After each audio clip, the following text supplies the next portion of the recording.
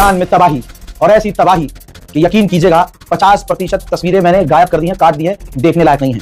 Iran में कोई ऐसा शहर, ऐसा इलाका नहीं है जहां अमेरिका और इजराइल हमला ना कर रहे हों, और पूरी ताकत से कर रहे हैं।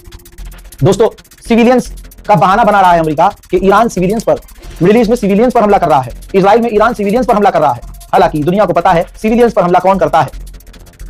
तेहरान में सिविलियंस की सीधा गाड़ियों को निशाना बनाया है, दर्जनों मौत का अंदेशा है। जो तस्वीर आई है, ये देखिए दोस्तों, तेहरान का वो इलाका जो काफी खूबसूरत था, हिस्टोरिकल प्लेस था, खूबसूरत शहर था, चारों तरफ धुआं धुआं है, सिविलियन सड़कों पर गिरे पड़े हैं, गाड़ियां तबाह हो चुकी हैं, लोग घायल और अधमरे शॉक हालत में पड़े हुए हैं। अल्लाह अकबर। ईरान के अंदर तेहरान को निशाना बना रहा है इजराइल, और तेहरान पर अब तक का यह सबसे बड़ा हमला है। अल्लाह अकबर, अल्लाह अकबर, अल्लाह अकबर। दोस्तों, चारों तरफ आग है, लोग परेशान हैं। ये कौन है? ये सिविलियंस ही तो हैं, ये आम नागरिक ही तो हैं, ये कोई फौज नहीं है, ये IRGC नहीं है, ये ईरान के हथियार नहीं है, ये ईरान के आम लोग हैं। जनता बता रही है कि सड़कों पर, गाड़ियों पर डायरेक्ट निशाना बनाया है। हज़रात मोहतरम, लाशों के अब अंबार लगने वाले हैं। ईरान के अंदर सिविलियंस को हिट किया गया है। ईरान अब सब कुछ खो चुका है। ईरान, मैं क्या कहूं, मेरे पास शब्द नहीं है। तस्वीर आप देख लीजिए, ऐसी तस्वीरें आ रही हैं कि जिगर आपका, कलेजा आपका फट जाएगा। सबसे बड़ा अपडेट शेयर कीजिएगा। तेहरान में तबाही, सिविलियन एरिया को, सिविलियन सोसाइटी को इजराइल निशाना बना रहा है। तेहरान पर और ईरान के दूसरे इलाकों पर किस तरह से इजराइल ने बमबारी की है, देखिए।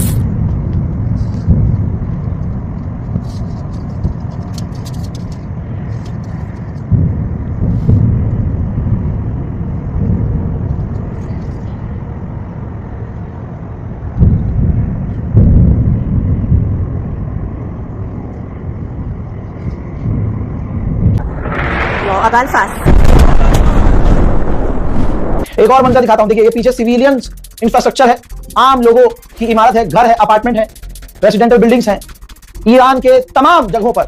बिल्कुल ये समझ लीजिए, जो मैंने परसों बात कही थी कि इजराइल ईरान को गाजा बनाने की तैयारी में है, कि दुनिया एक बार चुप हो जाए और हम गाजा बना दे ईरान। उधर अमेरिका ने जारी किया ये वीडियो, ईरान के शाहिद, वो ड्रोन जो अटैक करने की तैयारी में थे, लॉन्च होने वाले थे, अमेरिका ने ईरान के दर्जनों शाहिद ड्रोनों को लॉन्च होने से पहले तबाह कर दिया। इजराइल ने यह वीडियो जारी किया और कहा कि हम अब तक 300 ईरान के मिसाइल, बैलिस्टिक मिसाइल लॉन्चर्स को तबाह कर चुके हैं, ताकि ईरान मिसाइल को लॉन्च ही ना कर सके। दुश्मन ने खुद कंफर्म किया है कि जब से यह जंग शुरू हुई है, जब से अमेरिका ने यह जंग शुरू की है, इजराइल ने ईरान पर अब तक 4000 बार बमबारी की है। दोस्तों, France, America, Germany, Britain, Europe, NATO, अरब सब एक हो गए हैं।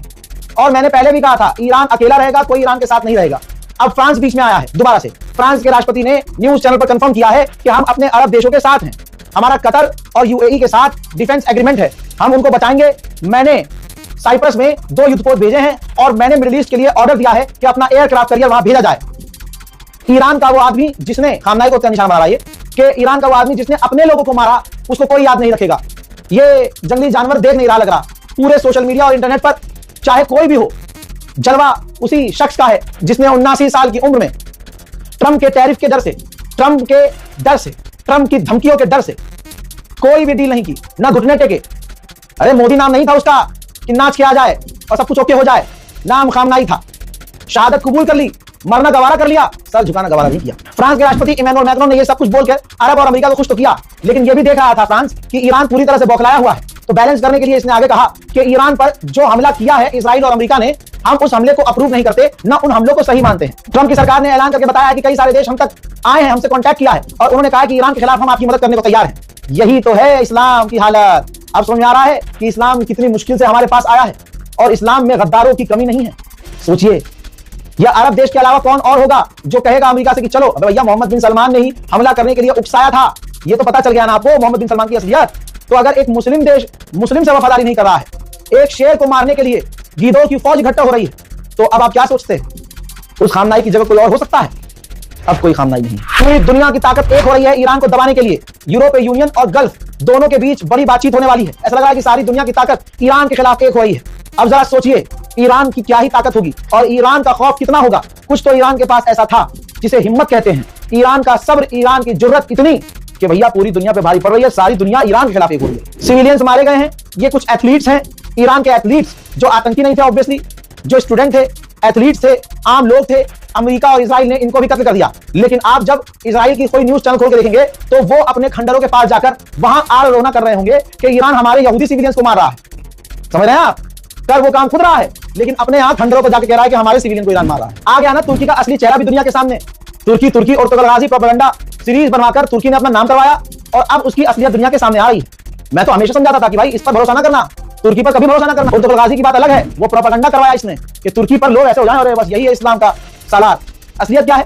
तुर्की का विदेश मंत्री टीवी चैनल पर बैठा हुआ है 24-24 घंटे और सिर्फ बयानबाजी कर रहा है, कुछ नहीं कर रहा है। अब इसने कहा है कि गल्फ देशों में आप देख रहे होंगे कि ईरान सिर्फ अमेरिकी साइट पर नहीं, अमेरिकी मिलिट्री बेस पर नहीं, बल्कि गल्फ में तेल की फैक्ट्रियों पर, रिफाइनरी पर भी हमला कर रहा है। ऐसे में उम्मीद है कि जो ईरान की नई लीडरशिप आएगी वो थोड़ा फ्लेक्सिबल हो, वो तो अमेरिका की बात मान ले। आप देख रहे हैं, ये है तुर्की की असलियत कि अमेरिका की बात ईरान मान ले तो सब कुछ ठीक हो जाएगा। बहुत सीधी बात है, जो ट्रंप को खुश नहीं करेगा, ट्रंप उसका नाम एप्स्टीन फाइल से निकलवा कर दुनिया के सामने रख देगा।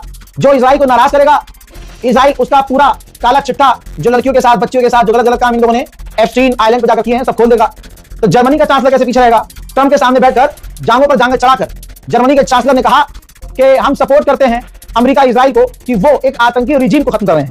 मतलब मान लीजिए कि आपकी किसी देश से नहीं बनती तो आप उस देश की पूरी गवर्नमेंट को कत्ल कर दें और फिर आप कहें कि वो आतंकी रिजीम है। भारत का कोई अंडवा इसको अपने बाप पर रखकर देख ले, अल्लाह ना करे, खुदा ना खास्ता मोदी जी को कोई कुछ कर दे तो तुम्हारा रिएक्शन क्या होगा? क्योंकि सुप्रीम लीडर ही सुप्रीम लीडर था, ईरान का करता धरता था, उसे मार दिया गया। तो अब आप उम्मीद क्या कर रहे हो कि ईरान के लोग ताली बजाएं? हजरात, मैं भी कहां बेवकूफी कर रहा हूं, अंधभक्तों से, राक्षसों से इंसानियत की बात कर रहा हूं। डोनाल्ड ट्रंप ने कहा कि सबसे बुरा तो यह होगा कि अब जो नया लीडर आएगा, नया सुप्रीम लीडर होगा, वो भी अगर खानदानी की तरफ बुरा हो। उधर रजा पहलवी के चूतों पे लात ट्रंप ने मार दी है और अमेरिका इजराइल ऐसे ही करते हैं। रजा पहलवी पूरे पिछले कई सालों से उछल रहा था और अमेरिका इजराइल को सपोर्ट कर रहा था इस लालच में कि ईरान का राष्ट्रपति इसे बना देगा अमेरिका। लेकिन ट्रंप ने अपने ताजा बयान में कहा है कि मैं ऐसा व्यक्ति ढूंढ रहा हूं जो ईरान में ही रहता हो और ईरान में पॉपुलर हो, उसको सरकार दी जाए। दूसरी तरफ ईरान के लोग घुटने पे आने को तैयार नहीं है। इधर से हमले हो रहे हैं, इधर से मिसाइल आ रही है, उधर तबाही मच रही है। ईरान के लोग अपने मुल्क के लिए सड़कों पर उतरकर जबरदस्त प्रदर्शन कर रहे हैं।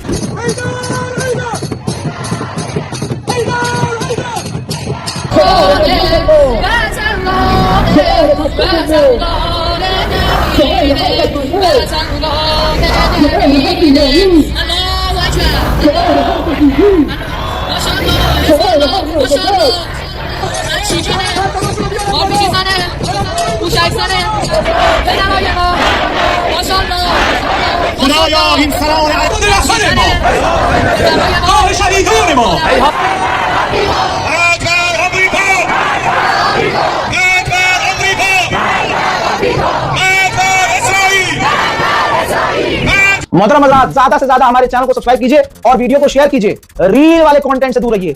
इंस्टाग्राम पर जो आ रहा है 90% फेक आ रहा है, झूठ, और खुद मुसलमान झूठ फैला रहा है सिर्फ व्यूज और लाइक के लिए। और ऐसा नहीं कि कोई ऐरा गैरा, ऐसे बहुत सारे लोगों पर मेरी नजर है मुसलमान, चैनल पे उनके 1 मिलियन फॉलोअर, फेसबुक पर 1 मिलियन फॉलोअर, लेकिन फेक न्यूज फैला रहे हैं, गलत खबरें दे रहे हैं। तो आप ऐसे इंसान पर भरोसा करें जिसकी एक भी खबर कभी झूठी साबित ना हुई और उसके सोर्स बहुत जेन्युइन हो। ये नहीं कि खाली अखबार की कटिंग। अब जैसे हम अखबार की कटिंग लगाते हैं या कोई डिजिटल मीडिया का सोर्स लगाते हैं तो सस्ते यूट्यूबर क्या कर रहे हैं, इंतजार करते हैं रज़ाकाफ़ी क्या अपलोड करेगा, तो इस बार रज़ाकाफ़ी जो सोर्स लगाया है वही सोर्स निकालकर, वही स्क्रीनशॉट लगाकर 4 बातें अपने मन से बोल दे रहे हैं। ये हो रहा है, कौम के साथ धोखा हो रहा है। और मेरा मानना यह है कि जंग में कभी झूठ नहीं फैलाना चाहिए, इससे कौम गुमराह होती है और जंग में बुरी तरह से हार होती है। इस रिपोर्ट को शेयर कीजिएगा। मेरी बात समझ में आए तो मेरी दुआ कीजिएगा। जय हिंद।